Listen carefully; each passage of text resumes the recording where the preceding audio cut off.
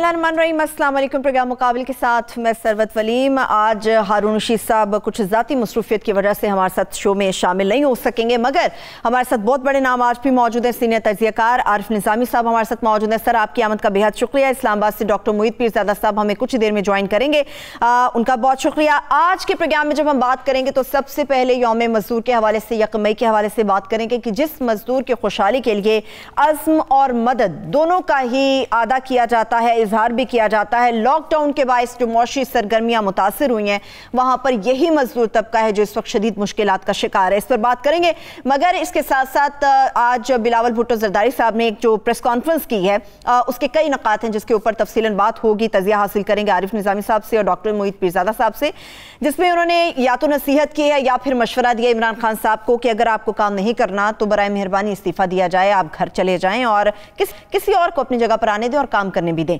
डर है, उन्होंने कहा कि कहीं कराची के हालात के हवाले से कि ये इटली और न्यूयॉर्क जैसे ना हो जाए। बहुत सारे इक़दाम उठाए जा रहे हैं, तो फिर इस किस्म के खदशात क्यों हैं? वज़ीर आज़म पाकिस्तान इमरान खान साहब बहुत सारा काम कर रहे हैं, तो फिर इस किस्म के मशवरे क्यों दिए जा रहे हैं? इसके मुतालिक बात करूंगी। प्रोग्राम की जब दूसरे से की जाने बढ़ेंगे तो डेफिनेटली इस सारी सूरत हाल में सबसे बड़ा और अहम जो जिक्र है वो लॉकडाउन से मुतालिक होगा, कोरोना से मुतालिक होगा। कहा जा रहा है कि जी मौजूदा हालात के मद्देनजर लॉकडाउन को है नन किया जा सकता है, मुकम्मल लॉकडाउन नहीं किया जा सकता। इसके बावजूद कि आप हम सब लोग जानते हैं कि पाकिस्तान के अंदर कोरोना को लेकर केसेस में मजीद इजाफा होता चला जा रहा है। शिबली फराज साहब भी कहते हैं कि जी पाकिस्तान मुकम्मल लॉकडाउन का मुहतमिल नहीं हो सकता। बिल्कुल हम एग्री करते हैं, मगर इसके ऊपर भी कई अहम सवालात हैं जिनका मैं जवाब हासिल करने की कोशिश करूंगी। और एक बड़ी अजीबोगरीब सी सूरत हाल देखने में आई, दुनिया में शायद कहीं नहीं ऐसा होता। पाकिस्तान की भी अगर तारीख उठाकर देख लें तो शायद ऐसा कभी नहीं हुआ कि अस्पताल से मरीज निकले और किसी मामले को लेकर एहतजाज कर रहे हैं। हमने कोरोना के मरीजों को देखा कि वो सहूलियात की कमी की वजह से आज बाहर निकले, उन्होंने एहतजाज किया और इस एहतजाज के ऊपर वज़ीर आला उस्मान बुज़दार साहब ने तहकीकात का हुक्म भी दे दिया। इससे मुतालिक बात होगी। और प्रोग्राम के आखिरी हिस्से में मुख्तलिफ चहमगोइयां हो रही हैं। अगर इंटरनेशनल महाज के ऊपर हम बात करें, भारत को और अमरीका को लेकर, कल के प्रोग्राम में भी मुकाबले में हमने तफसील इस पर गुफ्तगू की थी, मगर आज एक अहम मामला है जिसके ऊपर जानने की कोशिश करेंगे कि कहा जा रहा है कि व्हाइट हाउस की जानिब से जो एक समाजी वेबसाइट पर इंडियन वज़ीर आज़म को अनफॉलो किया गया, उसकी वजह क्या है? जो चहमगोइयां गर्दिश कर रही हैं उससे मुतालिक आरिफ साहब का तज़िया और डॉक्टर साहब का तज़िया लूंगी। आरिफ साहब, मैं सबसे पहले आपसे आगाज़ करूंगी। सर, मजदूर से मुतालिक मैं चाह रही हूँ सबसे पहले हम गुफ्तगू का आगाज़ करें। मजदूरों के हवाले से बहुत सारे अरबों के अंदर रिलीफ पैकेजेस का ऐलान भी किया गया और हम देख भी रहे हैं कि बहुत बड़ी तादाद में लोगों के अंदर उनको डिस्ट्रीब्यूट भी किया गया। मगर उसके बावजूद आज का जो दिन है वो तो ख़ास मजदूर के लिए है, मगर आज का मजदूर तो अभी भी अपनी भूख और बेरोजगारी की वजह से शदीद परेशान है। जी, ये मे डे तो है ही, यानी मजदूरों का दिन, लेकिन ये भी कोरोना की नज़र हो गया।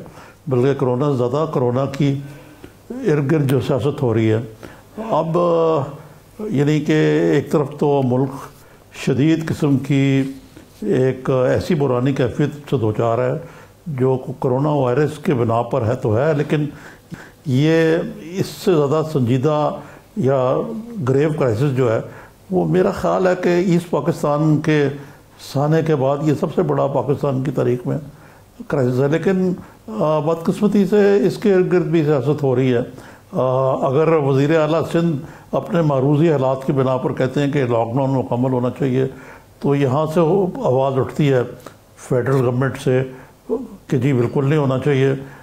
अच्छा, वो भी गरीब मज़दूरों की बात करते हैं, ये भी गरीब मज़दूरों की बात करते हैं। मामलात ऐसे हैं कि मेरा ख्याल है कि जो एक तो कोरोना वायरस से वैसे ही मज़दूर डेली अजीर जो हैं वो बेरोज़गार हो गए हैं, और ये जो इकोनॉमिक डाउन टाउन है इससे और लोग जो हैं वो चले गए हैं सिताए गुरबत से, और लोग नीचे चले गए। और इस वक्त तो ज़रूरत है कि एक यूनिफाइड फ्रंट हुकूमत और अपोजिशन के माबैन बना के इन मामलात को हल तलाश किया जाए, लेकिन हनूस तो ऐसा नज़र नहीं आ रहा। ठीक है, बिल्कुल आपने बिल्कुल वजह बात की। आरिफ साहब, हमें डॉक्टर साहब भी ज्वाइन कर चुके हैं। डॉक्टर साहब, आपकी आमद का बेहद शुक्रिया। डॉक्टर साहब, यौम मजदूर के हवाले से हम बात कर रहे थे।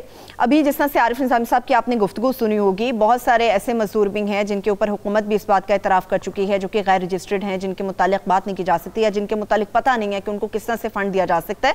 कुछ इस किस्म की अफसोसनाक खबरें भी आ रही हैं कि बहुत सारी कुछ ऐसी फैक्ट्रीज हैं जिन्होंने हज़ारों की तादाद में अपने मजदूरों को बाहर निकाल दिया है, और उनका सिर्फ एक ही पॉइंट है कि इस वक्त जो मुआशी सूरत हाल चल रही है उसके अंदर तनख्वाहों की अदायगी नहीं हो सकती, और जगह जगह मजदूरों का एहतजाज भी नजर आ रहा है। हुकूमत और अपोजिशन मिलकर इस पर क्या लाहे अमल अपना सकती हैं ऐसे में, जबकि सबसे ज्यादा मजदूर तबका ही पिस रहा है? सरबत, थैंक यू सो मच, आपने मुझे अपने प्रोग्राम में लिया। देखिए, सबसे पहले तो जो योम मज़दूर है, जो लेबर डे की का जो पूरा जो सिंबॉलिक कॉन्सेप्ट है, जब 1905 में अमेरिका में मज़दूरों के ऊपर गोली चली और बहुत बड़ी तादाद में उनकी शहादत हुई, उसके बाद से इस दिन को मनाया गया। लेकिन जो लेबर डे का कॉज है, उसको बुनियादी तौर पे 1990 के बाद से उस वक्त बहुत बड़ा सेटबैक मिला, जब सोवियत यूनियन का और जो पूरी सोशलिस्ट फिलॉसफी थी वो कोलैप्स कर गई, और दुनिया के सामने एक हकीकत आई कि कैपिटलिज्म जो है वही एक ऑर्गेनिक या मेथोडिकल या मैथमेटिकल जो फॉर्मूला है इकोनॉमी को चलाने का, वो दर हकीकत कैपिटलिज्म ही है।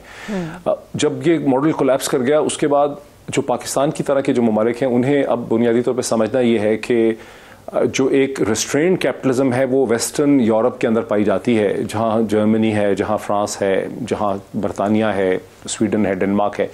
जब तक हम उन प्रिंसिपल्स को नहीं समझेंगे कि कैपिटलिज्म के साथ साथ लेबर राइट्स या ह्यूमन राइट्स जो हैं वो कैसे पनप सकते हैं, और हम सिर्फ हवा में बातें करते रहेंगे, स्लोगन्स दोहराते रहेंगे, जो हमारे उर्दू के अखबारात में और हमारा जो उर्दू का सारा लिटरेचर है टेलीविज़न में, वो यही है कि हम अभी तक ये समझ नहीं पाए कि अगर capitalism he mode of production है, अगर कैपिटलिज्म को सर्वाइव करना है और कैपिटलिस्ट ने टैक्सेस देने हैं, उसी ने मजदूरों का ख्याल रखना है, तो फिर कैपिटलिस्ट को और हुकूमत को, जो भी हुकूमत किसी जगह पे होगी, उनको मिल के एक हल निकालना। अब जैसे हमारे सामने क्राइसिस आ गया है, हम सिर्फ ये कह रहे हैं कि ये प्रोटेस्ट हो रहा है, जो सियासी जमातें दोहरा भी रही हैं, मीडिया में भी लोग दोहरा रहे हैं कि जी मजदूरों को अगर तनख्वाहें नहीं मिल रही हैं, पूरी तनख्वाहें नहीं मिल रही हैं, उन्होंने उनको सेट असाइड कर दिया है। ये वो इश्यूज़ हैं जिनका पहले से ख्याल था वेस्टर्न यूरोपियन कंट्रीज़ को, बरतानिया को और अमेरिका को। जब उन्होंने पैकेज निकाला, उन्होंने एक रिलीफ का ढांचा लाया, तो उन्होंने ये भी सोचा कि अगर फैक्ट्री काम नहीं करेगी, प्रोडक्ट नहीं बनेगा, प्रोडक्ट बिकेगा नहीं, प्रोडक्ट जो है वो एक्सपोर्ट नहीं होगा या कंट्रीज़ के अंदर भी नहीं बिकेगा, तो फिर मजदूर को फैक्ट्री वाला, कारखानेदार या बिजनेसमैन जो है वो उसे उसकी तनख्वाह पूरी भला कैसे दे सकेगा, पूरी आधी कैसे दे सकेगा। अब हम अगर सिर्फ ये कहें कि मजदूरों को उन्होंने सेट असाइड क्यों कर दिया है, और ये ना सोचें जैसे कि अभी जो भी आपकी बाकी डिस्कशन होने वाली है, ठीक है ना, हम लॉजिकल डिस्कशन नहीं करते, हम भी मीडिया में बड़े कल्प्रिट हैं, हम बड़े जिम्मेदार हैं। जब हुकूमत, जब सिंध के चीफ मिनिस्टर नारे मारते हैं कि मैं तो पूरा लॉकडाउन करूंगा, लेकिन सिंध के चीफ मिनिस्टर के पास कोई पॉलिसी का हल नहीं है कि मजदूर को तनख्वाह कैसे देनी है, उसके घर का चूल्हा कैसे जलेगा, वो इकोनॉमी कैसे चलेगी, एक्सपोर्ट्स कैसे होंगी, मार्केट जो है उसमें कैसे आप सप्लाई जो है वो पहुंचा पाएंगे। तो चीफ मिनिस्टर सिंध जो है वो दर हकीकत अगर आप उनसे नरमी से देखें, उनको जरा प्यार मोहब्बत से देखें, तो हमें मुराद अली शाह बड़े इंटेलिजेंट आदमी लगते हैं, अच्छी इंग्लिश भी बोलते हैं, बाहर से भी पढ़ा।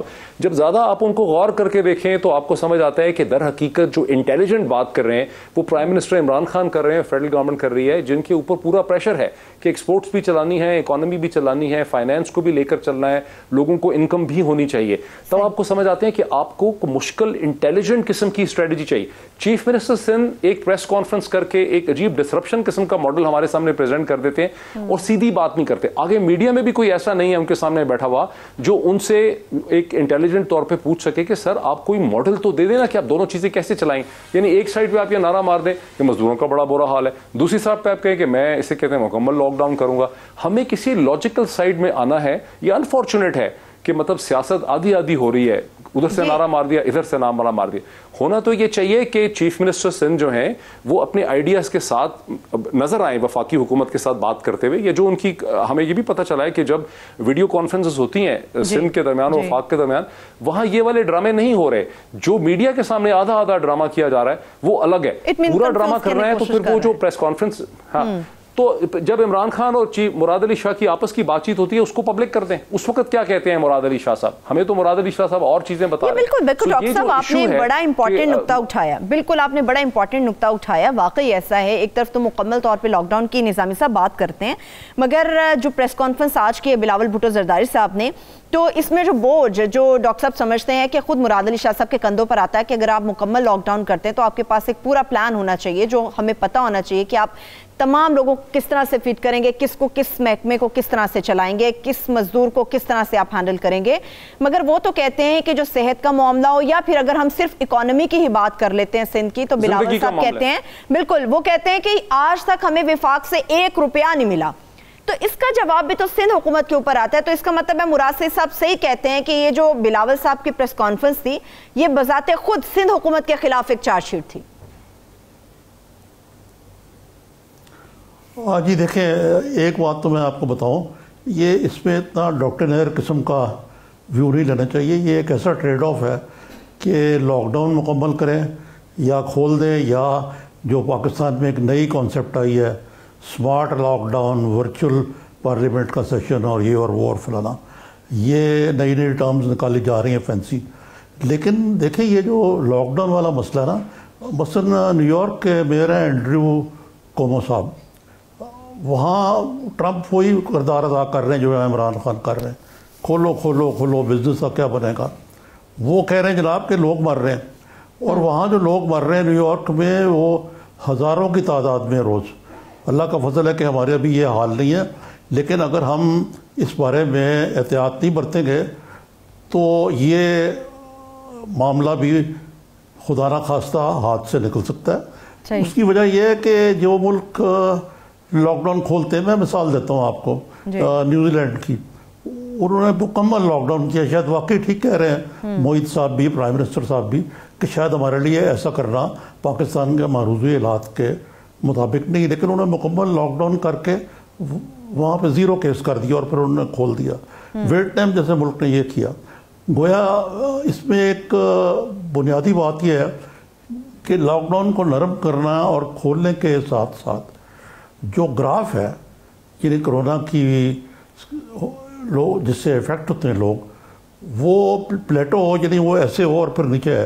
अगर ग्राफ आपका ऊपर जा रहा है तो ये बड़ा ख़तरनाक होगा कि आप एक ऐसा लॉकडाउन ख़त्म कर दें जिसमें कोई प्लानिंग ना हो। ये तो ठीक है कि देखें मजदूर भूखा मरे, ये तो बहुत बुरी बात है, बेरोज़गार हो, ये तो स्टेट का बुनियादी काम है कि उनको लाइफ एंड की और उनकी ग़िज़ा जो है दे।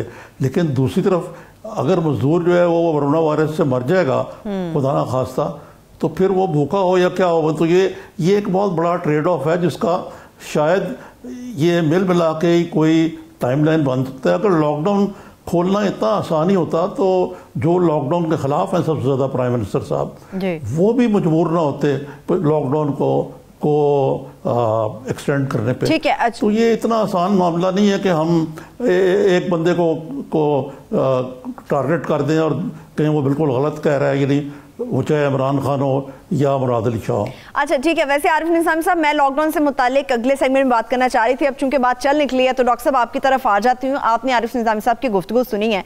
शिबली फराज साहब भी कहते हैं कि अगर लॉकडाउन की हम बात करते हैं तो हमारा मुल्क पाकिस्तान सख्त किस्म के लॉकडाउन का मुतमिल नहीं हो सकता। ठीक है, मान लिया नहीं हो सकता।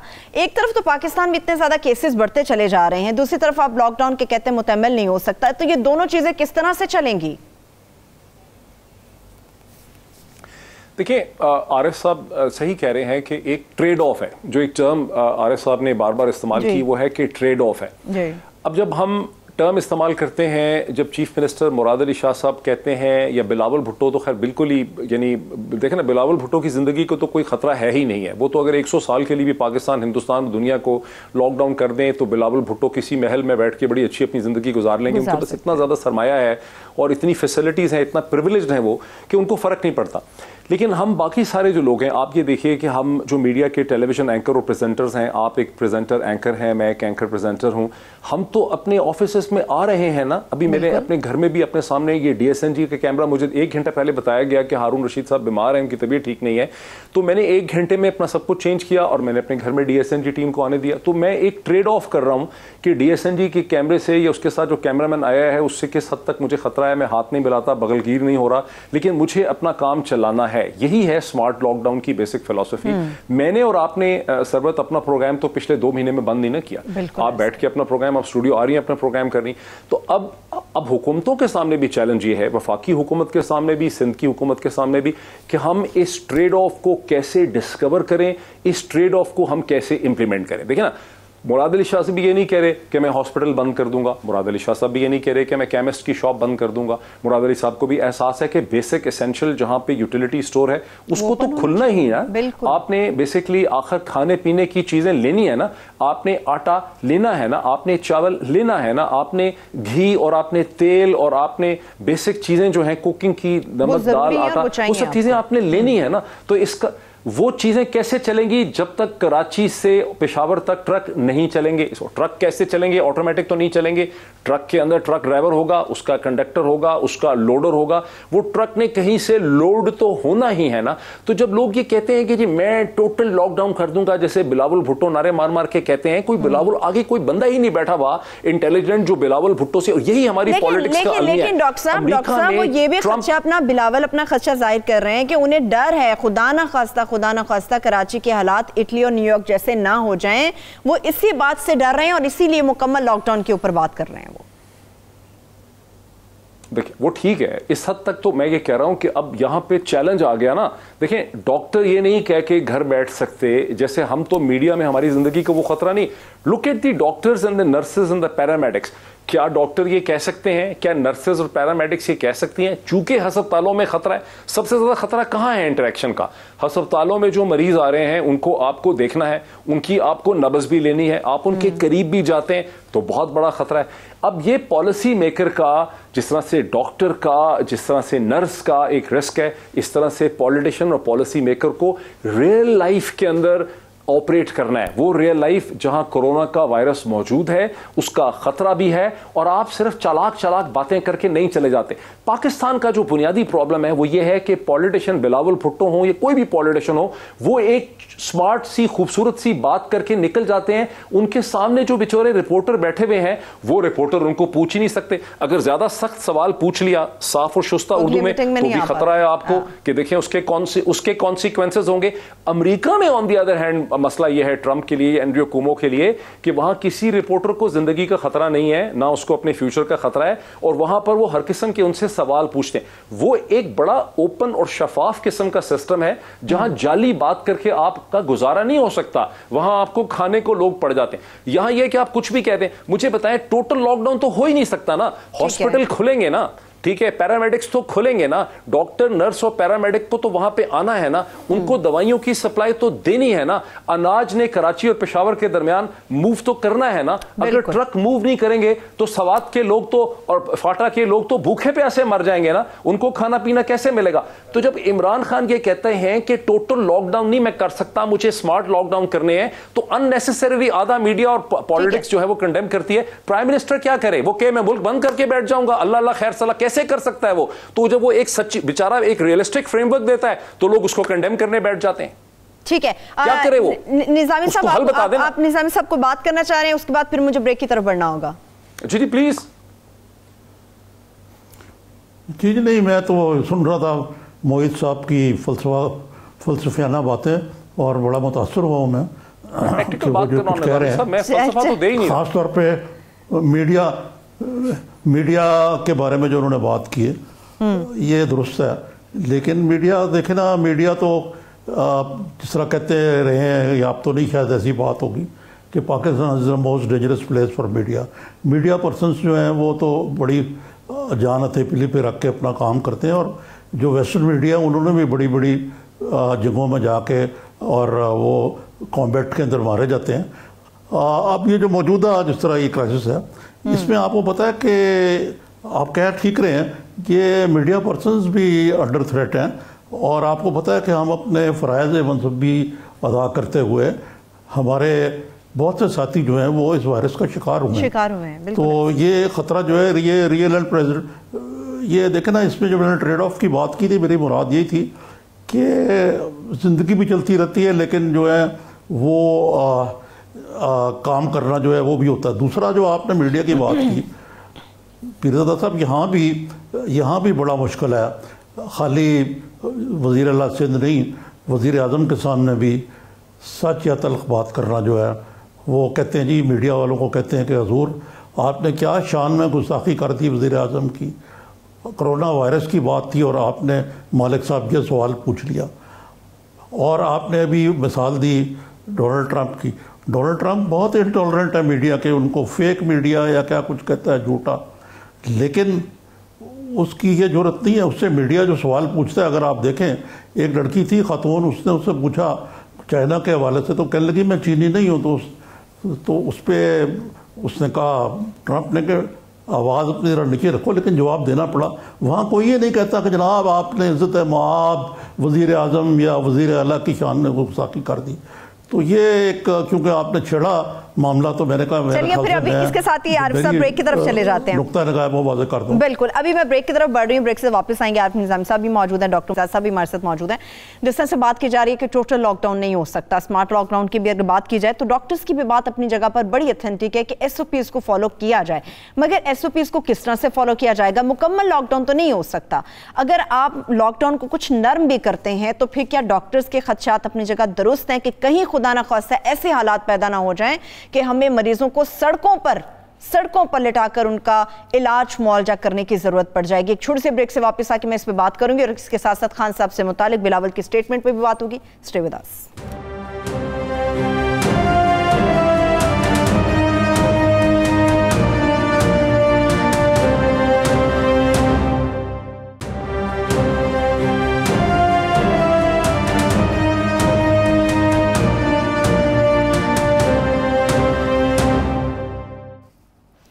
ब्रेक के बाद एक बार फिर से प्रोग्राम में हम आपको खुशामदीद कहेंगे। डॉक्टर साहब ब्रेक की तरफ चले गए थे, ब्रेक से वापस आ चुके। चूंकि मैंने बात की थी कि इमरान खान साहब से, ये सिंध और विफाक की जो एक आपस की जंग है, ये सिर्फ 18वीं तरमीम है जिससे शुरू हुई और बात आगे आगे तक बढ़ती चली जा रही है। 18वीं तरमीम के हवाले से भी बात की बिलावल साहब ने कि इसको छेड़ने नहीं दिया जाएगा, मगर इसके साथ साथ उन्होंने जो इमरान खान साहब से मुतालिक ये कहा कि आप काम नहीं करना चाहते तो इस्तीफा दें, घर जाएं, किसी और को काम करने का मौका दें। मुझे बताइए, इमरान खान साहब काम तो कर रहे हैं, जो फंड सिंध को मिलने चाहिए वो मिल रहे हैं, जो रिलीफ पैकेजेस के अंदर उनका हिस्सा है वो भी बड़ी तादाद में उनको दिया जा रहा है। एक तरफ तो वो कह रहे हैं कि विफाक हमें पैसे नहीं देता, दूसरी तरफ कहते हैं कि विफाक हमारे तमाम इकदाम के ऊपर आकर तनकीद करता है, तीसरा वो कहते हैं कि इस मुल्क के लिए इमरान खान साहब सूटेबल है ही नहीं, उन्हें घर चले जाना चाहिए। खैर वो तो देखें, बिलावल भुट्टो तो एक की पॉलिटिकल लीडर हैं पाकिस्तान पीपल्स पार्टी के, वो इस वक्त की यानी लीडर हैं, तो ज़ाहिर है वो प्राइम मिनिस्टर इमरान खान के सियासी मुखालिफ हैं और वो कुछ भी उनके बारे में कह सकते हैं। सिंध का और वफाक का झगड़ा सिर्फ 18th अमेंडमेंट के गिर्द नहीं है, उसका झगड़ा तो इसलिए है कि सिंध पाकिस्तान का दूसरा बड़ा सूबा है, बहुत ही इंपॉर्टेंट सूबा है, फाइनेंस के हवाले से, स्ट्रक्चर के हवाले से, छोटे सूबों में नहीं है, बड़े सूबों में आता है। और सिंध में चूंकि पीपल्स पार्टी की हुकूमत है और वफाक में तहरीक इंसाफ की हुकूमत है, फिर कराची शहर के अंदर तहरीक इंसाफ को बेहतर वोटिंग रिप्रेजेंटेशन मिली है 2018 के इंतखाबात में, जहां पीपल्स पार्टी को कोई सपोर्ट नहीं है कराची से बड़े शहर में। तो दोनों जमातों के दरमियान बड़ी सिग्निफिकेंट सीरियस किस्म की फॉल्ट लाइंस हैं, और जब भी एक प्रेस कॉन्फ्रेंस होती है, पॉलिटिकल बात होती है, तो वो फॉल्ट लाइन जो है दोनों के दरमियान नजर आती है, बिकॉज दोनों की अपनी अपनी कॉन्स्टिट्यूएंसीज हैं और दोनों दर हकीकत अपनी अपनी जो वोटिंग कॉन्स्टिट्यूएंसीज है उसको एड्रेस करके ये बताते हैं कि हम में से कौन जो है वो ज्यादा इफेक्टिव है। अब 18th अमेंडमेंट पे बिलावल भुट्टो का ये कहना, यस ऑपोजिशन की बड़ी रिजर्वेशन है, पीपल्स पार्टी ने ही 18th अमेंडमेंट को पास करवाया था ऑपोजिशन के साथ में लाके उस वक्त, तो उनको खदशा है कि 18वीं तरमीम को उनको बहुत खदशा है, उनका खदशा सही भी है कि वफाक के अंदर ये फीलिंग है कि 18वीं तरमीम जो है उसमें बहुत सी चीजें सही नहीं है। लेकिन बिलावल भुट्टो का ये कहना है कि तरमीम के अंदर तरमीम एक्सेप्ट नहीं की जाएगी, बात लॉजिकल नहीं है। 18वीं तरमीम बजाते खुद पाकिस्तान के आइन के अंदर 18वीं तरमीम है, उसमें अमेंडमेंट है। तो अगर 18वीं तरमीम के अंदर अमेंडमेंट की जाती है वो अच्छा। अब सूरत हाल तो यह है कि तहरीक इंसाफ के पास ना तो नेशनल असेंबली में ना सेनेट के अंदर इतनी सपोर्ट है और इतने नंबर्स हैं कि वो 18वीं तरमीम में कोई वहां पे उस पर एक अमेंडमेंट ला सके। तो वो एक खदशा जरूर है। अगर वो ऐसी सपोर्ट बिल्डअप कर लेते हैं, वो अपने साथ कोई PMLN के धड़े को मिला लेते हैं और जमातों को मिला लेते हैं और वो तरमीम ला सकते हैं, तो फिर वो तरमीम ला सकते हैं। उसमें फिर बिलावल भुट्टो उस तरमीम को कैसे रोकेंगे? वो भी एक पॉलिटिकल स्टेटमेंट है उनकी। ठीक है, लेकिन आरिफ निज़ामी साहब, जिस तरह से बिलावल ने बात की है 18 अमेंडमेंट के हवाले से भी, एक तो बिल्कुल डॉक्टर साहब ने सही कहा कि PTI के पास इसके हवाले से कोई एक्सरियत मौजूद नहीं है। अगर इनकेस वो ले भी आते हैं, अमेंडमेंट हो जाती है, मगर इसके ऊपर एक खदशा बयान किया जा रहा है कि अगर इसको छेड़ा गया तो मुल्क के अंदर आईनी और सियासी बहरान पैदा हो जाएगा। आप समझते हैं वाकई ऐसा हो सकता है? ऐसे खदशात मौजूद हैं? नहीं, सबसे पहले तो मैं कहूँगा कि ये जो बिलावल साहब ने पहली बात की ना, वो भी कोई मुनासिब नहीं कि जी वज़ीर आज़म इस्तीफा दे घर चले जाएं।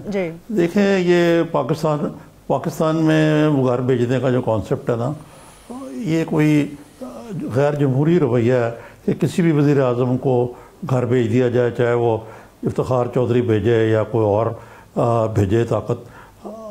वोटिंग से अगर वो वोटिंग से कोई उनको नो कॉन्फिडेंस के जरिए निकालना चाहता है वज़ीर आज़म को, चाहे वो इमरान खान हो, बिलावल हो या कोई भी हो, तो वो तो दुरुस्त है। लेकिन ये महज नारा लगा देना कि वो घर चले जाएं, उनसे ना पूछे आए ना पूछे घर जाएंगे, एक बात तो ये हुई। दूसरी जो 18th अमेंडमेंट की बात है, वो पीरजादा साहब ने दुरुस्त फरमा दिया है कि ये इस वक्त एक बेवक्त की रागनी है। देखें ना, इस वक्त मुल्क का एक बड़ा बुनियादी क्राइसिस है, इसमें हमें एक पेज पे होना चाहिए। और इन्होंने दुरुस्त कहा कि 18th अमेंडमेंट में जो भी तब्दीली रवा रखनी होगी, जिस तरह वो 18th अमेंडमेंट लाई गई, उसमें अमेंडमेंट के लिए भी वही प्रोसेस होगा। कंसेंसस से मुराद है कि ऑपोजिशन और गवर्नमेंट जो है एक जगह बैठ के अगर समझते हैं कि उसमें कोई ट्वीकिंग होनी है, ये भी और इससे ज़्यादा ज़रूरी NFC अवार्ड में, तो वो यकीनन उसमें की जा सकती है। लेकिन पंजाब, इसके बारे में एक और चीज़ ना भूलें कि जो सबसे बड़ा सूबा है पंजाब, वो 18th अमेंडमेंट का सबसे बड़ा बेनिफिशरी है। और इससे सबसे ज़्यादा फ़ायदा जो है वो PMLN ने उठाया, क्योंकि पंजाब में 18th अमेंडमेंट आने के बाद कम से कम मेरे ख्याल से 8 साल तक शहबाज शरीफ साहब जो हैं वो वज़ीर आला थे और सबसे ज़्यादा फंड उनको मिले। अब ये एक अलग बहस है कि उन्होंने उन फंड्स का इस्तेमाल किस तरह किया, वो ये कि आया उनकी प्रायोरिटीज दुरुस्त थी या नहीं थी। लेकिन बाकी सिंध में भी शायद कुछ ठीक ही हुआ हो, कुछ गलत हुआ हो, लेकिन बात यह है कि आया 18th अमेंडमेंट के जरिए सूबों को जो पैसे मिले उससे कैपेसिटी बिल्डिंग हुई। कोई वज़ीर आज़म ने कहा कि मैं हेल्थ पे बड़े खर्च करूँगा। आप बताइए कि पाकिस्तान में शर्मनाक है ये बात कि हेल्थ और एजुकेशन पे जो बजट आउटलेज हैं वो बिल्कुल ज़ीरो है।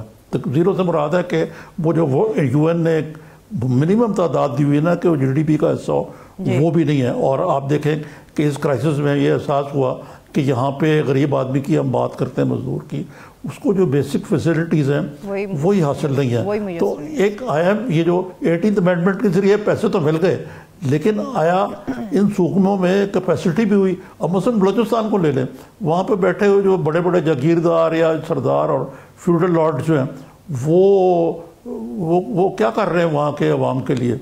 सिंध में अगर आप इंटीरियर सिंध चले जाएं, मैं तो चंद मरतबा गया हूँ, गुर्बत ये था कि रंगों में डूबा हुआ है। पंजाब जो कि निस्बतन एक एफ्लुएंट सूबा है, इसके भी अगर आप चले जाएं जनूबी पंजाब और इसके में डिस्ट्रिक्ट में, तो गुर्बत और अफलास, अंडर डेवलपमेंट और जो बुनियादी सहूलतों का फुकदान है। तो इस लिहाज से ये सारी चीज़ें रिविजिट तो होना मांगती हैं। सही, लेकिन आरिफ साहब ने जो बात की है डॉक्टर साहब कि ये जो सारी सूरत हाल, और प्रोग्राम के आगाज़ पे भी आरिफ साहब ने ये बात की कि इस वक्त जो सूरत हाल है इसके कोरोना को लेकर अब तमाम सियासी पार्टीज़ जो हैं वो सियासत भी कर रही हैं। एक पेज पर तो होना चाहिए। अभी रिसेंटली एक टेलीथॉन ट्रांसमिशन गुजरी है जिसमें वज़ीर आज़म इमरान खान साहब बज़ाते खुद मौजूद थे। आपने भी अपनी गुफ्तगू में कहा कि बेसिकली जब कोई पार्टी एड्रेस कर रही होती है तो वो अपने वोटर्स के साथ एड्रेस कर रही होती है और उनको एक लिहाज से सेटिस्फाई करने की कोशिश करती है। इमरान खान साहब से एक सवाल ये हुआ था कि आप इस सारी सूरत हाल में अपोजिशन को साथ लेकर क्यों नहीं चल रहे, क्या इख्तलाफात हैं? तो इमरान खान साहब ने एक बड़ा दिलचस्प किस्म का जुमला बोला। उन्होंने कहा कि अगर उनको साथ मिलाएंगे तो हमारे लोग हमसे पीछे हट जाएंगे। तो यहाँ पर भी अपने वोटर को सिर्फ सेटिस्फाई करने की कोशिश की जा रही है। एक तरफ वो कहते हैं कि हम लोग सियासत के हवाले से कोई काम नहीं कर रहे, कोई रिलीफ पैकेजेस नहीं चल रहे, क्या कोई भी काम हुकूमत अपने वोटर्स के हवाले से नहीं कर रही। तो यहाँ पर तो ऐसा लगता है सिर्फ अपने वोटर्स के लिए किया जा रहा है, अपने वोट के लिए किया जा रहा है। सर, पहली तो बात यह है कि जहाँ भी दुनिया में कोरोना का चैलेंज आया है वहाँ पे सियासत ज़रूर हुई है। ऐसा नहीं हुआ कि सियासत नहीं है, क्योंकि अमेरिका में 50 रियासतें हैं, वहाँ पे जो गवर्नर्स हैं वो कहीं डेमोक्रेटिक हैं, कहीं रिपब्लिकन हैं।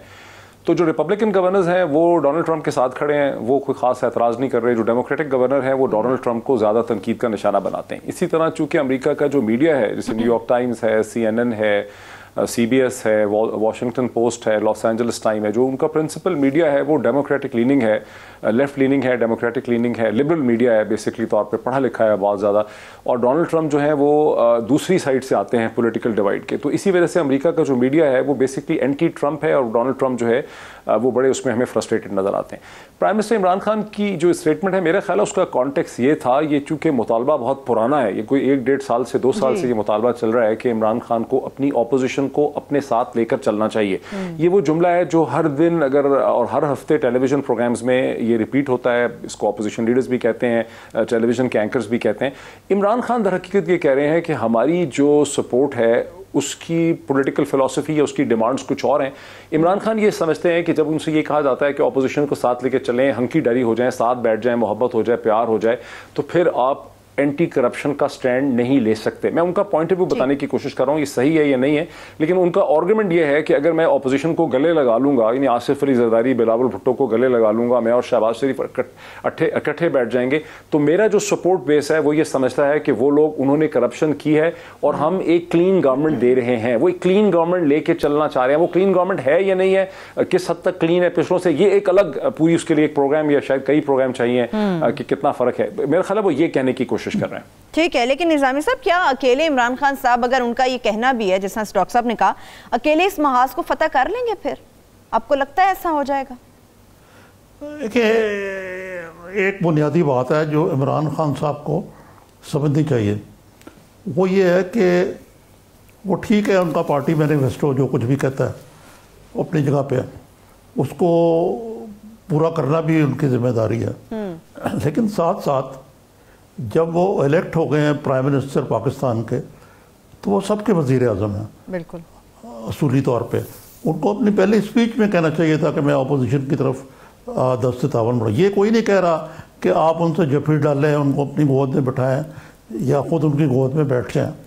सवाल ये है कि फ़र्ज़ करें जब एक वीडियो कॉन्फ्रेंसिंग हुई थी पार्लियामेंट्री लीडर्स की जी, तो प्राइम मिनिस्टर अपनी बात कह के चले गए जी, वो शहबाज शरीफ या बिलावल की बात उन्होंने सुनी नहीं। That was very insulting, number 1। Number 2 ये है कि आप ये कह के कि जी सब चोर हैं, चक्के हैं, बदमाश हैं, वो जब तक किसी कोर्ट ऑफ लॉ में कन्विक्ट नहीं होते, वो कौमी असम्बली के मेंबर हैं, और इमरान खान साहब भी कौमी असम्बली के मेंबर हैं, मे बी वो अपनी काबीना में फर्स्ट अमंग इक्वल्स हैं, लेकिन जो पार्लियामेंट्री जमहूरियत के तकाजे हैं उसके मुताबिक अपोजिशन या हम लोग जब कहते हैं कि एक पेज पे ये मुराद नहीं है कि आप उनके को करप्शन में पार्टनर बन जाएं या वो आपके पार्टनर बन जाएं किसी मामले में, वो यही कहते हैं कि तावन होना चाहिए, और तावन हो भी रहा है। वैसे ऐसी बात नहीं है, कमेटी लेवल पे अगर आप उसकी मीटिंग ना बुलाएं अलग बात है, लेकिन कुछ ना कुछ जो है, जो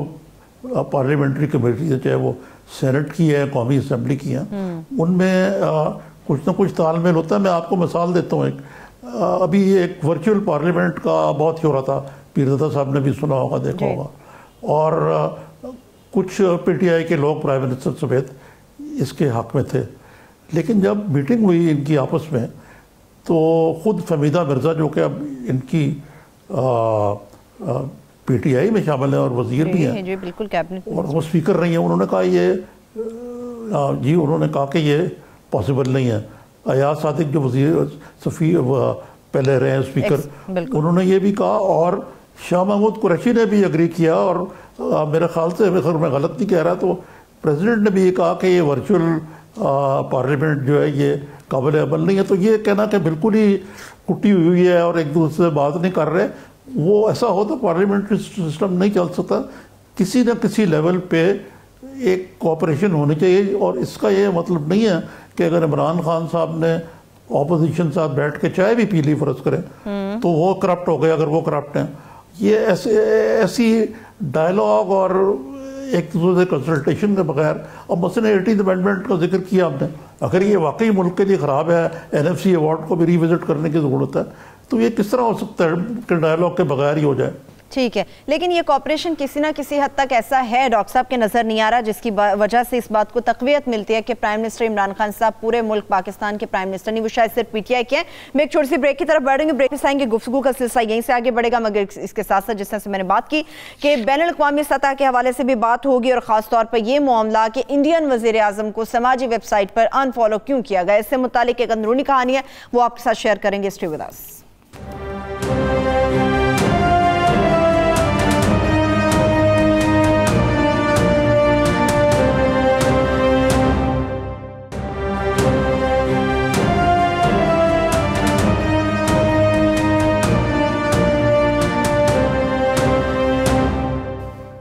ब्रेक के बाद एक बार फिर से प्रोग्राम में हम आपको खुशामदीद कहेंगे। डॉक्टर साहब, मैं आपकी तरफ आऊँगी। एक तो लास्ट कमेंट इस चीज़ के ऊपर आपसे लेना चाहूँगी, जिस तरह से निज़ामी साहब ने बात की और जो मैंने बात की कि क्या जिस तरह से प्राइम मिनिस्टर इमरान खान साहब जो एक्ट्स करते हैं, क्या वही इस बात को तक़वीत देते हैं कि वो सिर्फ PTI के वज़ीर आज़म है।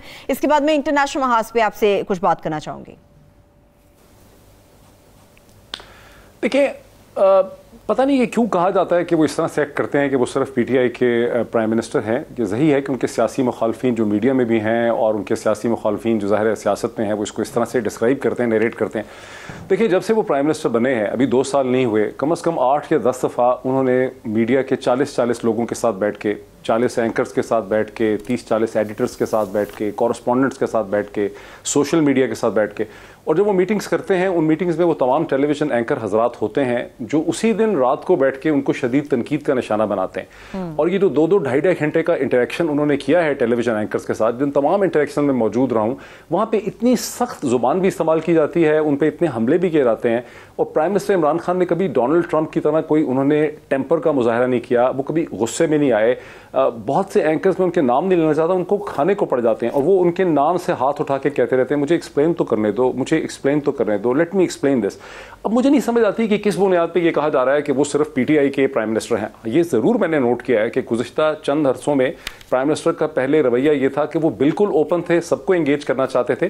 गुज़िश्ता चंद हफ्तों से ऐसा लग रहा है कि prime minister Imran Khan frustrate हो गए हैं मीडिया से। उन्होंने किसी पे हमला उस तरह से नहीं किया, लेकिन उन्होंने मसलसल इस तरह की बातें करनी शुरू कर दी हैं, मीडिया इस किस्म का है, मीडिया ये कर रहा है, मीडिया वो कर रहा है, जो मैं समझता हूँ एक उनकी वीकनेस की निशानी अब हमारे सामने आ रही है कि जो उनका अपोजिंग मीडिया है या पाकिस्तान के मीडिया कल्चर ने प्राइम मिनिस्टर इमरान खान को किसी हद तक थका दिया है या फ्रस्ट्रेट कर दिया है, ये जिच कर दिया है।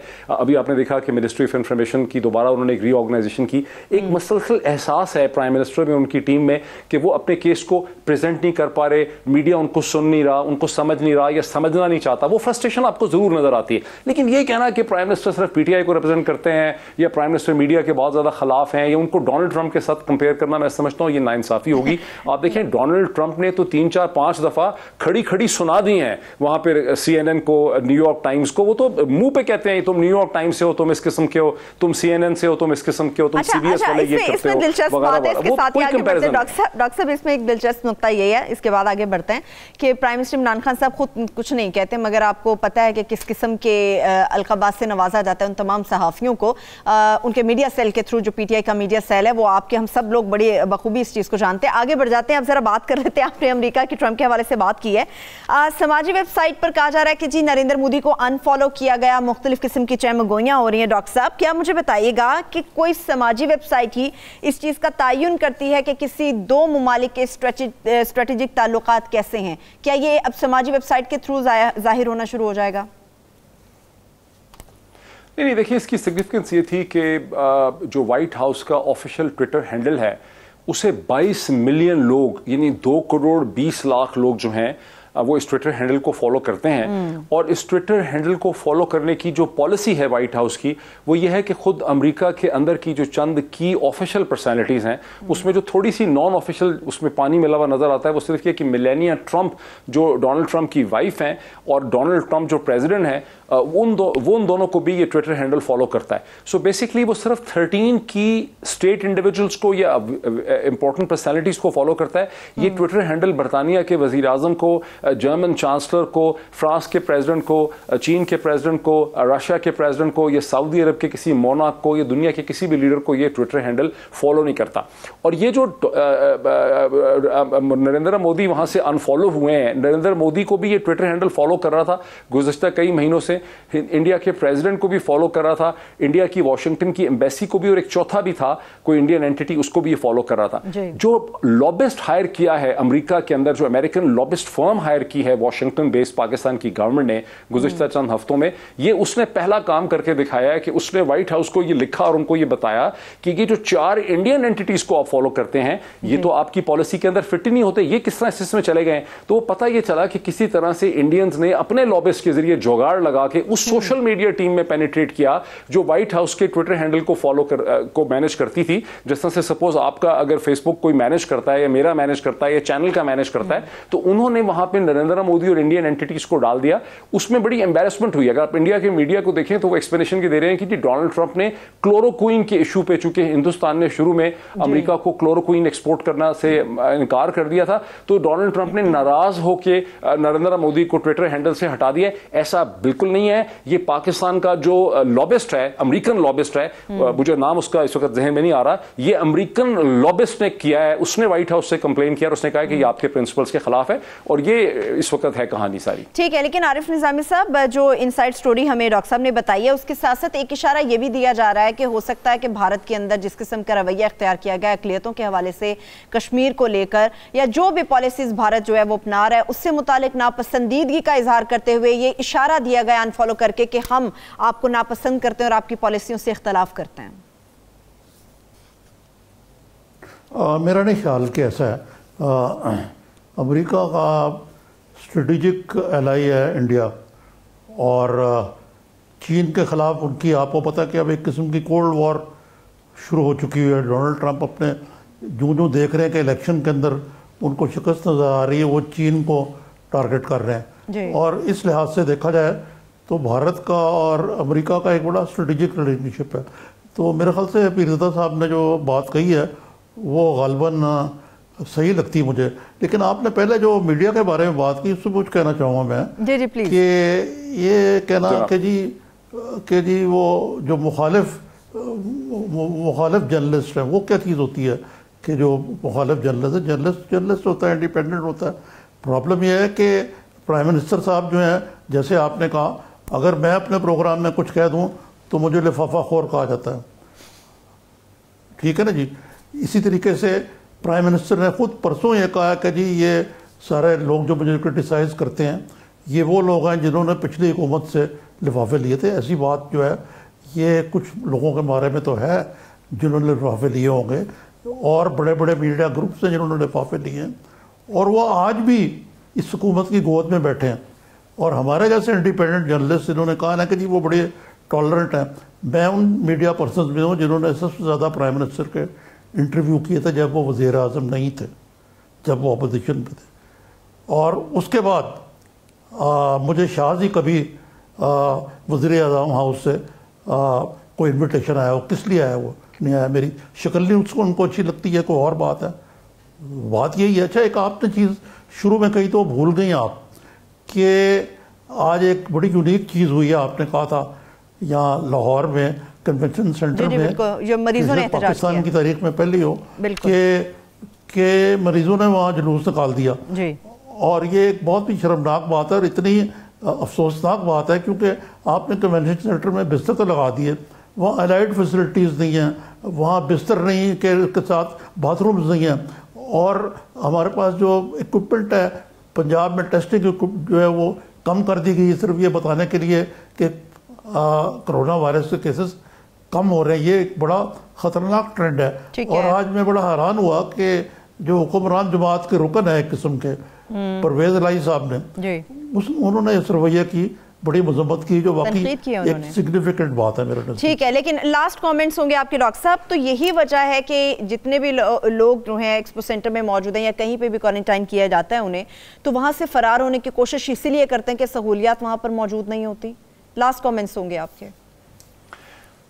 सरवत, क्वारंटाइन एक खासा डिफ़िकल्ट किस्म का प्रोसेस है और लोगों की जो फ्रस्ट्रेशन है गवर्नमेंट के इम्पोज क्वारंटाइन से वो समझ आती है, क्योंकि या तो कोई बहुत ही सोफिस्टिकेटेड किस्म की प्रैक्टिकल किस्म का कोई पॉलिसी हो क्वारंटाइन करने की।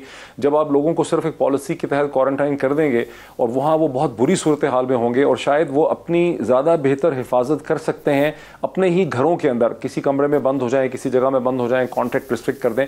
बिकॉज लोगों को कोई अस्पतालों में बंद करने से जो कोरोना के पेशेंट्स हैं, मेरी जो बेस्ट अंडरस्टैंडिंग है, मैं मेडिकल डॉक्टर भी हूँ, मेरे नहीं ख्याल के लोगों की कोई जिंदगी में बेहतर फर्क पड़ पाएगा। जो आदमी वेंटिलेटर पे चला गया उसका तो चांस बहुत ही कम है, और वैसे जो सिर्फ बीमार है, सिक है, वो खुद ठीक होगा अपनी कुव्वत मुदाफ़त और इम्यूनिटी की जोर से। तो क्वारंटाइन उसको अस्पताल में करने से कोई फायदा नहीं होने लगा। ठीक है, बहुत शुक्रिया, thank you so much doctor Moid Pirzada साहब, आपका बेहद शुक्रिया। आरिफ निज़ामी साहब, आपका भी सर बेहद शुक्रिया।